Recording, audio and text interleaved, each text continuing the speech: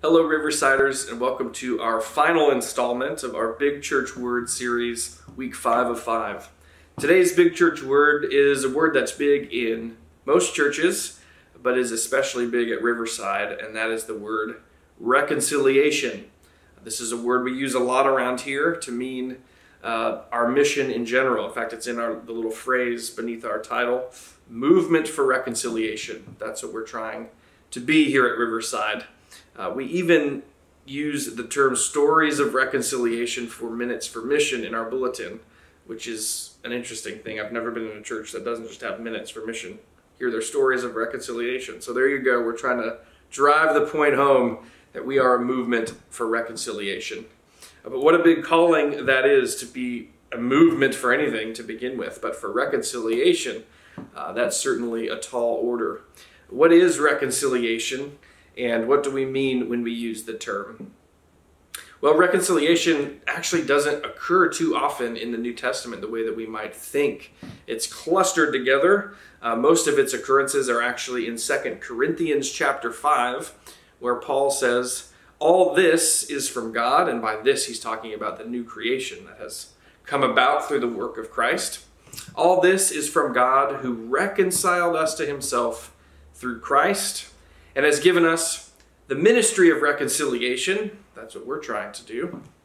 That is, in Jesus Christ, God was reconciling the world to himself, not counting their trespasses against them, and entrusting the message of reconciliation to us. So we are ambassadors for Christ, since God is making his appeal through us.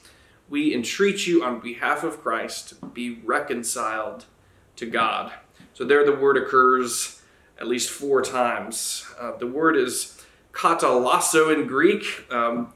It begins with a preposition kata, which can mean a bunch of different things, but in general just sort of serves as an intensifier.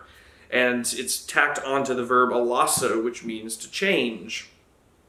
So it's an intense sort of change. We might say it's a change back. It's a transformation back.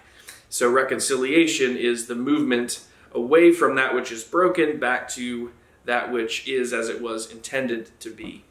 And there is a sort of assumption in the Bible that things are not the way they were intended to be, whether that be the reality of sin in the world and the brokenness that comes from that, the fissures that exist in our relationships with one another, with the planet, and so on.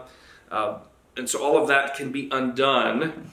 That's made possible by the work of Christ on the cross, through Christ, of course, we are forgiven.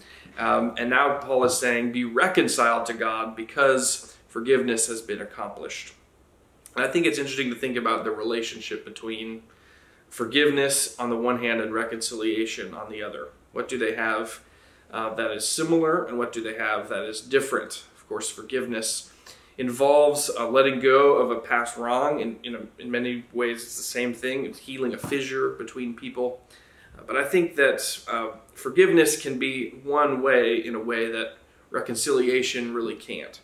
If someone wrongs me, I can begin a journey of forgiveness for that person, and I can forgive them. I can achieve forgiveness, if you will, whether or not that person ever even asks for forgiveness. Sometimes we need to forgive people who will never admit that they were wrong. Sometimes we need to forgive people who are deceased and can never admit that they're wrong. But reconciliation involves 2 parties coming back together. They are reconciled. It's a movement that requires a response on behalf of a forgiven person. If I forgive a person and that person acknowledges their wrong and accepts forgiveness, then potentially we can be reconciled.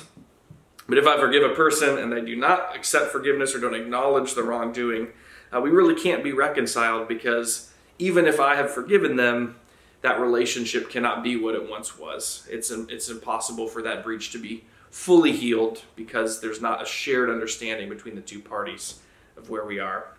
So I think reconciliation is really a big term, something that's not entirely dependent on us because it's a 2-way street, but something that God has achieved for us by forgiving us in Christ, and now we're called to respond, be reconciled to God, something that is possible because of the forgiveness accomplished for us on the cross.